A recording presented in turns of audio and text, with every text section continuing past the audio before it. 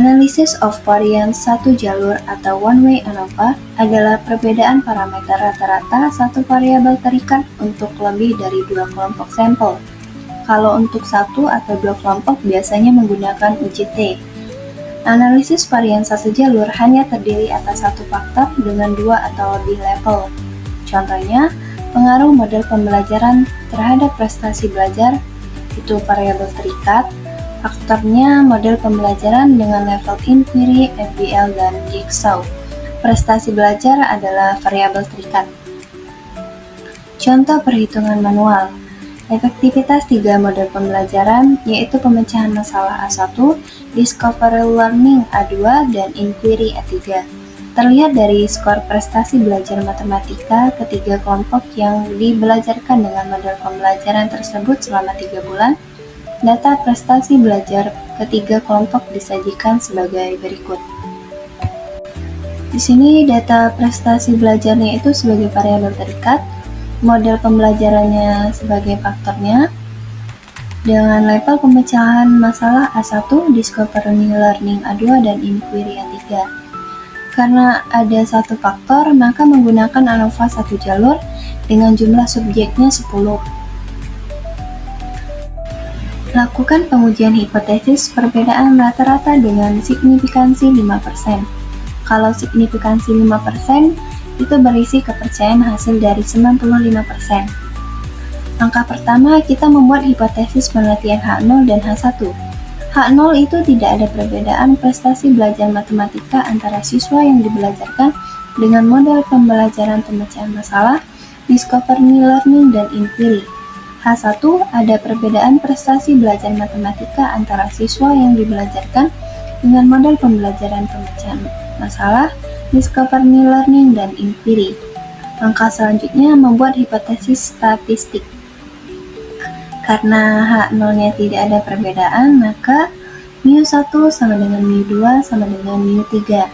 Sedangkan H1-nya ada perbedaan, maka μ1 tidak sama dengan μ2 tidak sama dengan μ3. Kenapa kita di sini menggunakan μ? Karena untuk perbedaan atau rata-rata, kita mencari perbedaan rata-rata, parameter statistiknya menggunakan μ. Taraf signifikansinya itu ada 5%, dan uji yang digunakan adalah uji ANOVA satu jalur. Nah, kaidah pengujian. Jika F hitung lebih besar dari F tabel, maka H0 itu ditolak.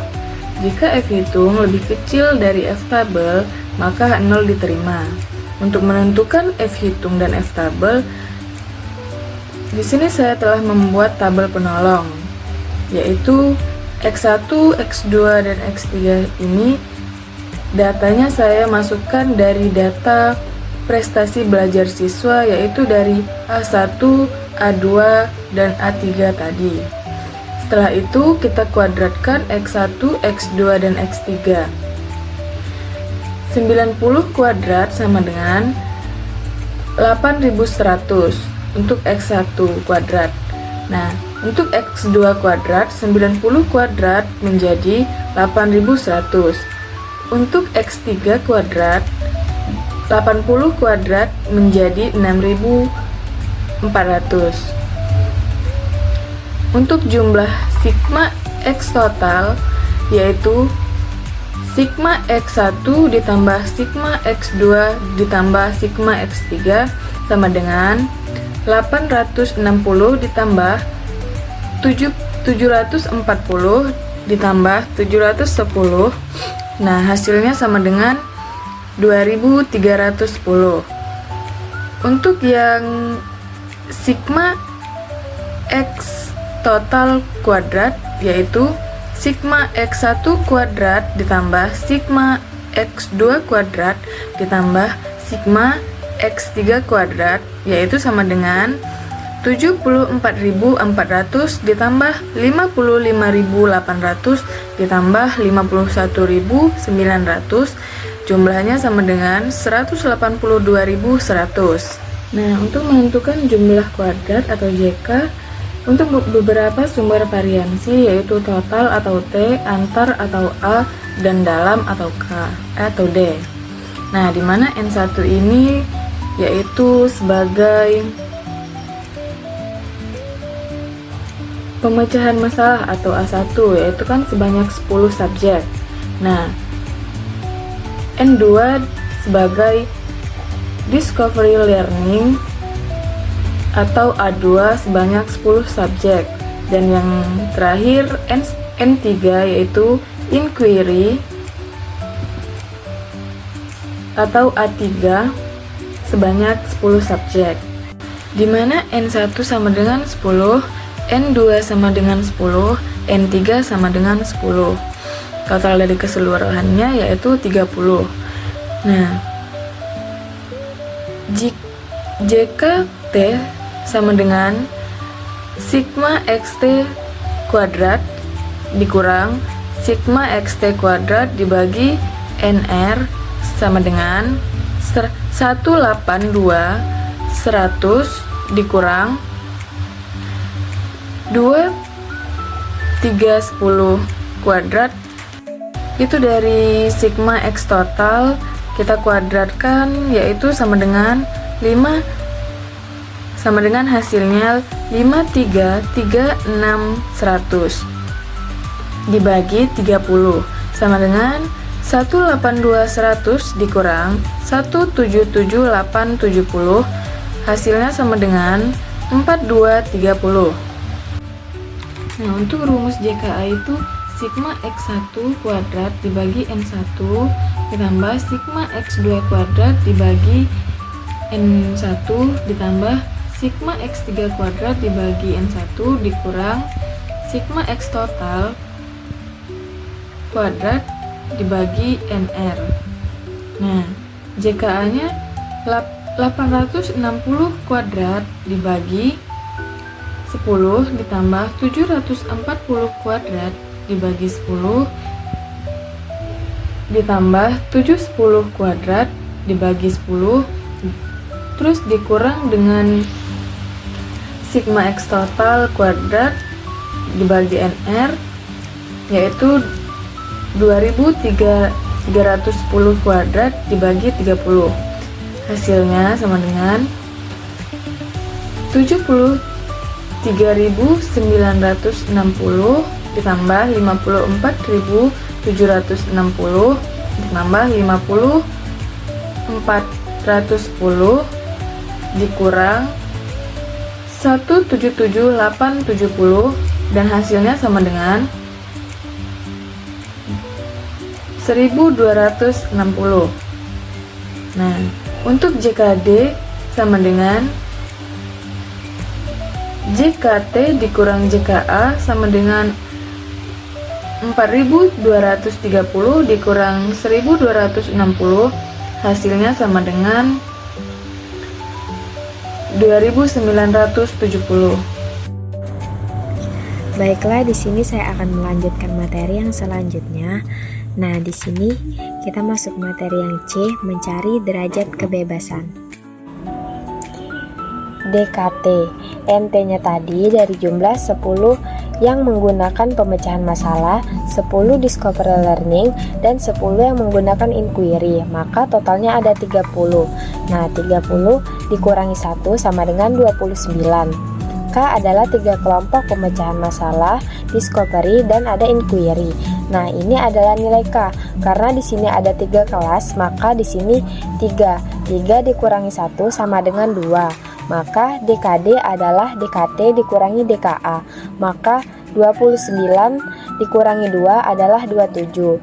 Nanti ini kita gunakan untuk mencari F-tabelnya.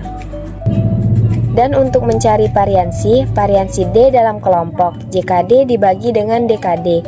JKD dari yang di atas tadi adalah 2970 dibagi dengan 27, maka hasilnya 110. Kemudian variansi A, berarti JKA dibagi dengan DKA. JKA-nya dari penjelasan sebelumnya adalah 1260 dan DKA-nya 2. 1260 kita bagikan dengan 2, hasilnya adalah 630. Selanjutnya menghitung nilai F hitung. Maka F hitungnya adalah variansi A dibagi dengan variansi D. 630 dibagi 110, hasilnya adalah 5727.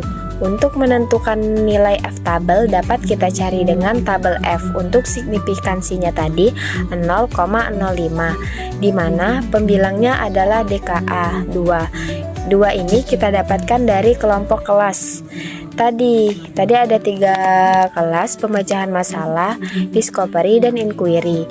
Kelompok itu kita kurangi dengan 1, maka hasilnya adalah 2. DKD dapatnya dari mana? DKT dikurangi DKA. Totalnya DKT itu adalah dari nilai N total tadi dikurangi 1. N totalnya tadi adalah 30 dikurang 1 sama dengan 29. Maka 29 ini kita kurangi dengan 2. DKA-nya adalah 2. Hasilnya adalah 27. Jadi nanti kita melihat di F tabel itu F alfa signifikansinya DKA, DKD. Jadi di sini DKA-nya adalah 2. DKD-nya adalah 27, signifikansinya adalah 0,05. Kita ingat pembilangnya 2, penyebutnya 27. Sekarang ke tabel F. Kita lihat pembilangnya 2, penyebutnya 27. Nah, kita lihat di bagian 27 hasilnya adalah 3,350. Maka kita tulis di sini 3,350. Kenapa muncul 0? Karena biar sama 3 angka di belakang koma dengan F hitungnya. Selanjutnya membuat tabulasi ragam ANOVA satu jalur. Sumber variansi antar kelompok, dalam kelompok, dan total. JK antar kelompok 1260, dalam kelompok 2970, total 4230. DK antar kelompok 2, dalam kelompok 27, total 29. Variansi antar kelompok 630, dalam kelompok 110. F hitungnya 5727. F tabelnya 3350.